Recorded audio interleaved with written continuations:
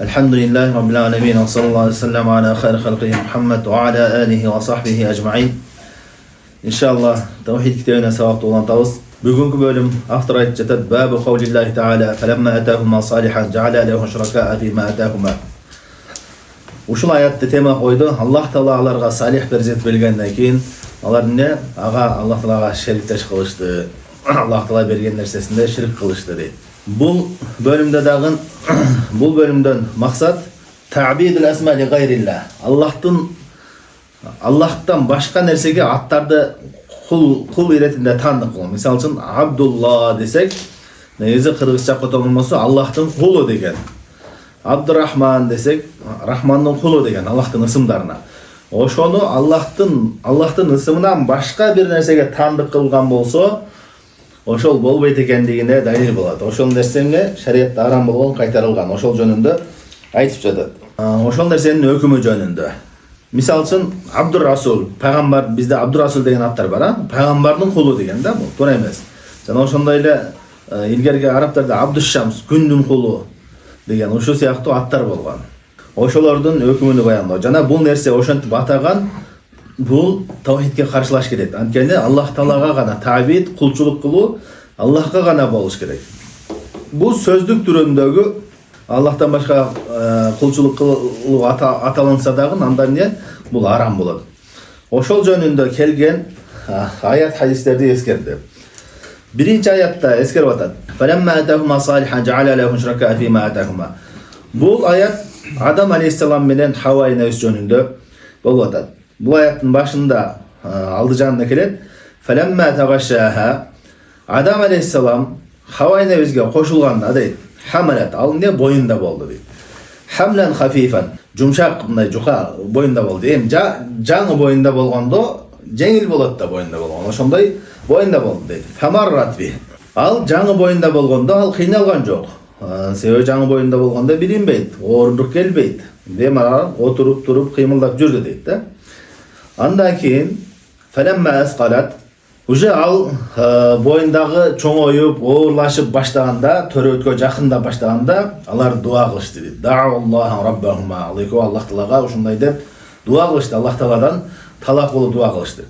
Лайна атайтана салихан. Эгерде бизге аман эсен, дене мүчөсүндө сак саламат болгон перзент берген болсоң деди.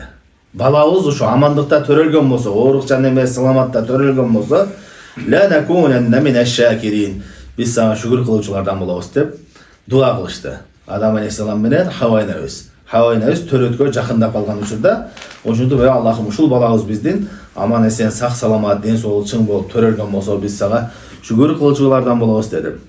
Андан кийин не деди? Falamma atahuma salihan. Аллах Таалалардын дуасыны кабыл кылып, аларга салихтен максат бул жерде алымдар айтышат. Den soğluğu çın bolgon, mayıp emez, esen aman törölgön bala deydi. Berilgende ja'ala lehum şuraka fîmâ etahuma. Allah Taalaga uşunday Allah bergen nersesinde şerik kılıştı dep aytıp жатат. Emi bul jerde bul ayattan maksat, bul ayatta aytты ja'ala lehum şuraka fîmâ etahuma. Allah Taala bergen nersesinde Allah Taalaga şerik kılıştı deydi. Kanday şerik kıldı? Atını Abdul Haris dep atap koyuştu.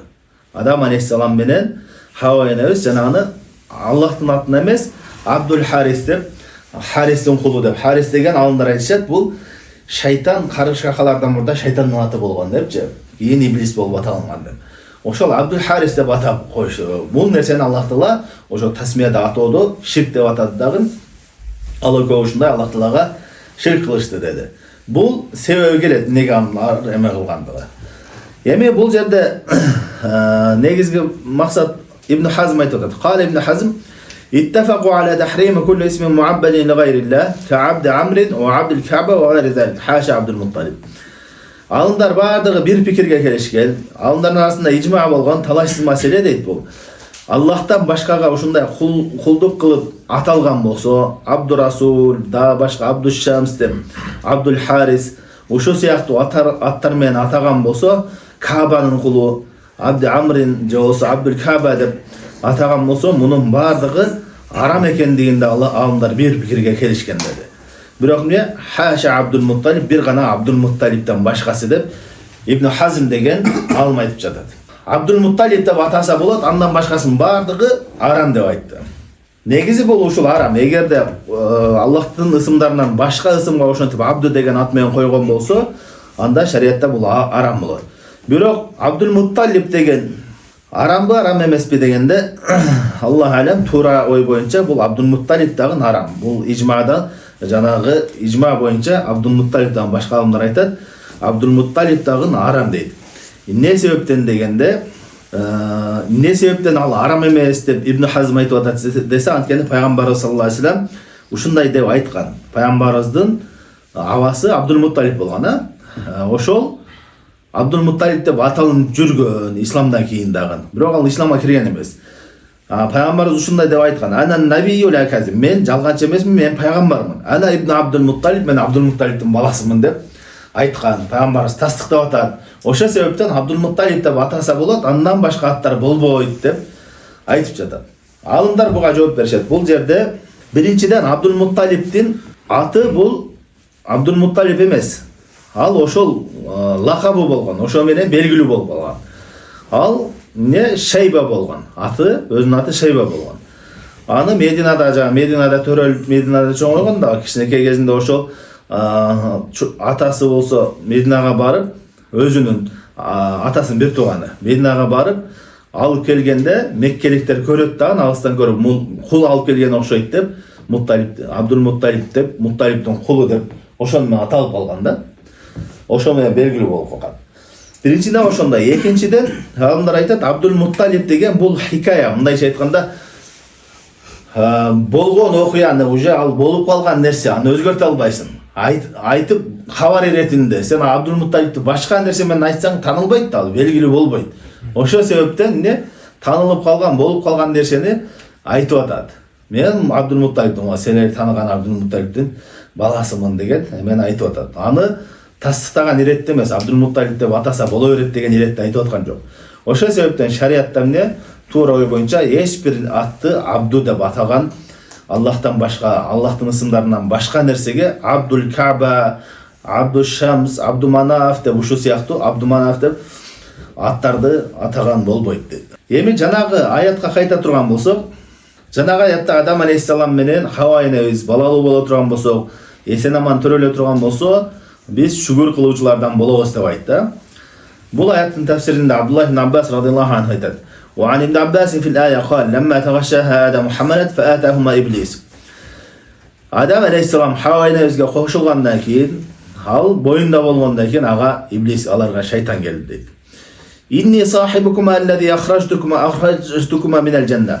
Мен силердин жанагы бейиштен чыгарган киши менмин деди. Жана азгырып бейиштен биринчи даракты жедирип туруп чыгарганда ошол менмин деди. "Ла тути'annani aw la aj'alanna lahu qarnay ayyilin fayakhruj min batniki fayashquhu wa la af'alanna yakhawfuhuma." Ал айтты, "Силер сенин ичиңдеги балаңа ушундай жанагы кийиктин мүйүзү сыяктуу мүйүз кылып коем" деди.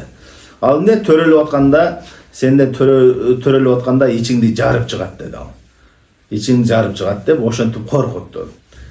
Дагы мен ушундай нерселерди андай кылып берем, мындай кылып берем деп бардык нерселерди айтып коркутту. "Саммаяху Абдул Харис", силер төрөлсө Абдул Харис деп аташыңар керек.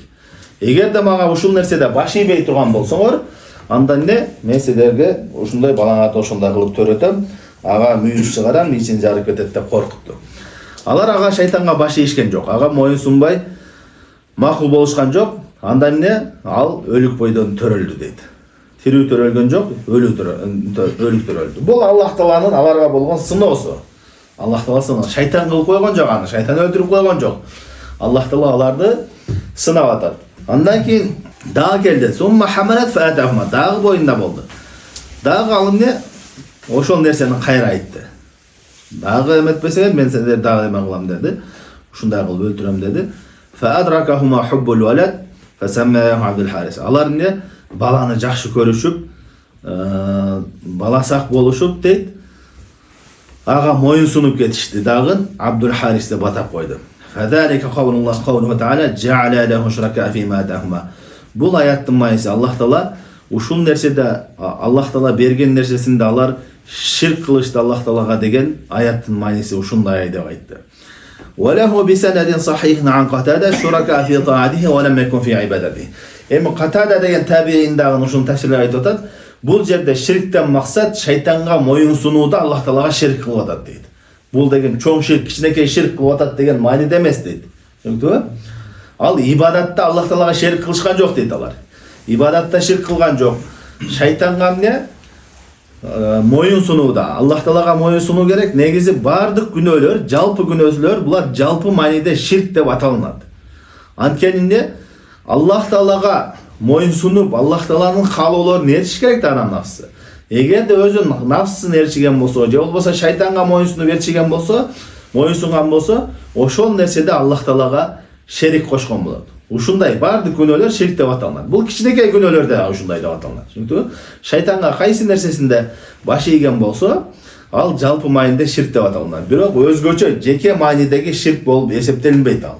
Анткени бул Адам алейхиссалам пайгамбарлар чоң күнөөлөрдөн, кичинекей ширктерден алар сакталынган. Масум, мындайча айтканда, чоң ширкке түшпөйт, чоң күнөөгө түшпөйт алар.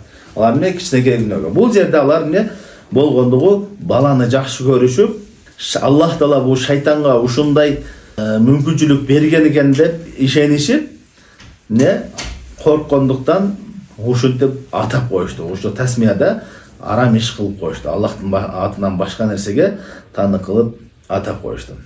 Демек, бул аятта маанисинде ширктен максат ошол шайтанга моюн сунгандыгы. Андан кийин айтат: "Ваlahu бисанадин сахихин ан Мужахид фи кавлихи та'ala ла инайта салиха qala ashfaqa an la yakuna insana." Ушул аяттын тафсиринде Мужахид жана Хасан Басри, Саид Жубайр деген бир нече табииндерден келет. Алар ошо коркутканда бул адам болуп төрөлбөй калат го деп коркуп кетишти дейт да. Балабыз, аялдын ичиндеги бала адам болуп төрөлбөй калат го деп коркуп кетишти дагы, анан шайтанга моюн сунушуп, Аллахтан башка нерсеге атап койду. Аллах Таала аны ушул аятталар ширк кылышты деп эскерилип атат. Демек, бул бөлүмдөн негизги нерсе, негизги пайда Аллахтын атынан башка нерселерге ысымды таандык кылып, кулдук кылып атаган арам экендиги далил болот. Жана ошондой эле пайгамбарлардагы кичинекей күнөөлөргө түшөт экендигине далил болот бул аятта. Ушул менен бул бөлүмгө бүтөт. Саллаллаху алейхи ва саллям ала хайри халқи Мухаммад ва ала алихи ва сахбихи ажмаин.